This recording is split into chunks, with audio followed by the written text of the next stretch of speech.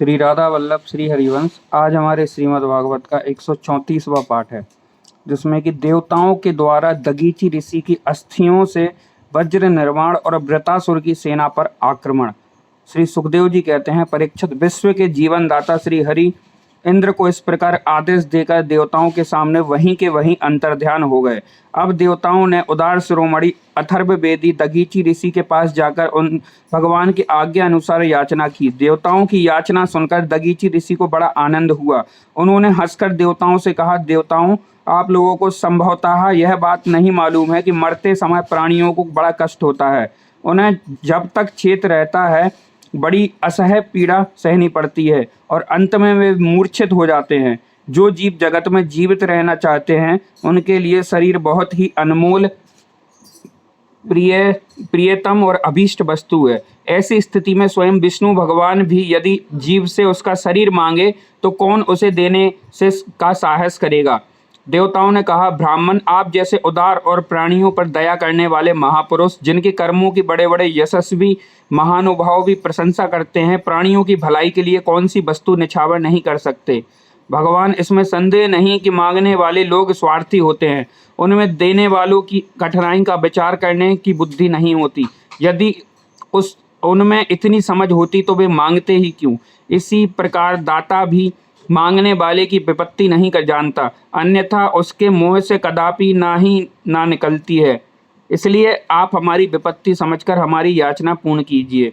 दगीची ऋषि ने कहा, देवताओं, मैंने आप लोगों के मुंह से धर्म की बात सुनने के लिए ही आपकी मांग के प्रति उपेक्षा दिखलाई थी। यह लीजिए, मैं आपके प्यारे शरीर को आप लोगों के लिए अभी छोड़ देता हूँ, क्योंकि एक दिन यह स्वयं ही मुझे छोड़ने वाला है। देव शिरोमणियों, जो मनुष्य इस विनाशी शरीर से दुखी प्राणियों पर दया करके मुख्यतः धर्म और गौणतः यश का संपादन नहीं करते, वह जड़ पेड़ पौधों से भी गया बीता है। बड़े बड़े महात्माओं ने इस अविनाशी धर्म की उपासना की है। उसका स्वरूप बस इतना ही है कि मनुष्य किसी भी प्राणी के दुख में दुख का अनुभव करे और सुख में सुख का। जगत के धन, जन और शरीर आदि पदार्थ क्षणभंगुर हैं, ये अपने किसी काम नहीं आते, अंत में दूसरों के ही काम आएंगे। ओह, यह कैसी कृपणता है! कितने दुख की बात है कि यह मरण धर्मा मनुष्य इनके द्वारा दूसरों का उपकार नहीं कर लेता। श्री सुखदेव जी कहते हैं, परीक्षित, अथर्ववेदी महर्षि दगीची ने ऐसा निश्चय करके अपने को ब्रह्म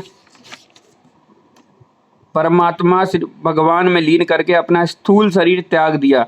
उनके इंद्रिय, प्राण, मन और बुद्धि संयत थे, दृष्टि तत्वमयी थी, उनके सारे बंधन कट चुके थे। अंततः जब वे भगवान के से अत्यंत युक्त होकर स्थित हो गए, तब उन्हें इस बात का पता न चला कि मेरा शरीर छूट गया। भगवान की शक्ति पाकर इंद्र का बल पौरुष उन्नति की सीमा पर पहुंच गया। अब विश्वकर्मा जी ने दगीची ऋषि की हड्डियों से वज्र बनाकर उन्हें दिया और वे उसे हाथ में लेकर ऐरावत हाथी पर सवार हुए। उनके साथ साथ सभी देवता लोग तैयार हो गए। बड़े बड़े ऋषि मुनि देवराज इंद्र की स्तुति करने लगे। अब उन्होंने त्रिलोकी को हर्षित करते हुए वृतासुर का वध करने के लिए उस पर पूरी शक्ति लगाकर धावा बोल दिया। ठीक वैसे ही जैसे भगवान रुद्र क्रोधित होकर स्वयं काल पर ही आक्रमण कर रहे हों। परीक्षित, वृतासुर भी दैत्य सेनापतियों की बहुत बड़ी सेना के साथ मोर्चे पर डटा हुआ था। जो वैवस्वत मनवंतर इस समय चल रहा है, इसकी पहली चतुर्युगी त्रेता युग अभी आरंभ ही हुआ था। उसी समय नर्मदा तट पर देवताओं का दैत्यों के साथ भयंकर संग्राम हुआ। उस समय देवराज इंद्र हाथ में वज्र लेकर रुद्र, वसु, आदित्य, दोनों अश्वनी कुमार, पितृगण, अग्नि, मरुदगण, ऋभुगण, साध्यगण और विश्वदेव आदि के साथ अपनी कांति से शोभायमान हो रहे थे। वृतासुर आदि दैत्य उनको अपने सामने आया देख और भी चढ़ गए। तब नमूची, संबर, अनर्वा, द्विमूर्घा, ऋषभ, अंबर, हैग्रीव, शंखशिरा, विप्रचित्ति, अयुमुख, पुलोमा, वृषपर्वा, प्रहेति, हेति, उत्कल, सुमाली, माली आदि हजारों दैत्य दानव एवं राक्षस, यक्ष राक्षस स्वर्ण के साज सामान के से सुसज्जित होकर देवराज इंद्र की सेना को आगे बढ़ने से रोकने लगे। परीक्षित, उस समय देवताओं की सेना स्वयं मृत्यु के लिए भी अजेय थी। वे घमंडी असुर सिंहनाद करते हुए बड़ी सावधानी से देव सेना पर प्रहार करने लगे। उन लोगों ने गदा, परिघ, बाण, प्रास, मुदगल, तोमर, शूल, फरसे, तलवार, सतंदिनी तोप, भुसुंडी आदि अस्त्र शस्त्रों की बौछार से देवताओं को सब ओर से ढक दिया। एक पर एक इतने बाढ़ चारों ओर से आ रहे थे कि उनके ढक जाने के कारण देवता दिखलाई भी नहीं पड़ते थे। जैसे बादलों से ढक जाने पर आकाश के तारे नहीं दिखाई देते, परीक्षित वह शस्त्रों और अस्त्रों की वर्षा देवसैनिकों को छू तक ना सकी। उन्होंने अपने हस्त लाघव से आकाश में ही उनके 1000 टुकड़े कर दिए। जब असुरों के अस्त्र शस्त्र समाप्त हो गए तब वे देवताओं की सेना पर पर्वतों के शिखर, वृक्ष और पत्थर बरसाने लगे, परंतु देवताओं ने उन्हें पहले ही भांति काट गिराया। परीक्षित, जब वृत्रासुर के अनुयायी असुरों ने देखा कि उनके असंख्य अस्त्र शस्त्र भी देवसेना का कुछ न बिगाड़ सके, यहाँ तक कि वृक्षों, चट्टानों और पहाड़ों के बड़े बड़े शिखरों से भी उनके शरीर पर खरोंच तक नहीं आई, सबके सब सकुशल हैं, तब तो वे बहुत ही डर गए। दैत्य लोग देवताओं को पराजित करने के लिए जो जो प्रयत्न करते वे सबके सब निष्फल हो जाते। ठीक वैसे ही जैसे भगवान श्री कृष्ण के द्वारा सुरक्षित भक्तों पर क्षुद्र मनुष्यों के कठोर और अमंगलमय दुर्वचनों का कोई प्रभाव नहीं पड़ता। भगवत विमुख असुर अपना प्रयत्न व्यर्थ देखकर उत्साहित रहित हो गए, उनका वीरता का घमंड जाता रहा।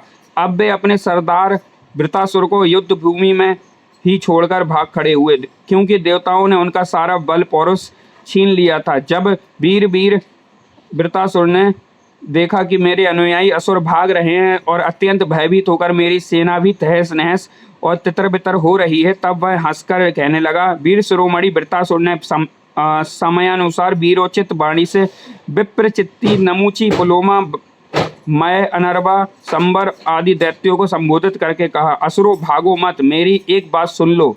इसमें संदेह नहीं कि जो पैदा हुआ है और उसे एक न एक दिन अवश्य मरना पड़ेगा। इस जगत में विधाता ने मृत्यु से बचने का कोई उपाय नहीं बताया है। ऐसी स्थिति में यदि मृत्यु के द्वारा स्वर्ग आदि लोक और श्रेयस भी मिल रहा है, तो ऐसा कौन बुद्धिमान है जो उस उत्तम मृत्यु को ना अपनाएगा। संसार में 2 प्रकार की मृत्यु परम दुर्लभ और श्रेष्ठ मानी गई हैं। एक तो योगी पुरुष का अपने प्राणों को बस में करके ब्रह्म चिंतन के द्वारा शरीर का परित्याग, और दूसरा युद्ध भूमि में सेना के आगे रहकर बिना पीठ दिखाए जूझ मरना।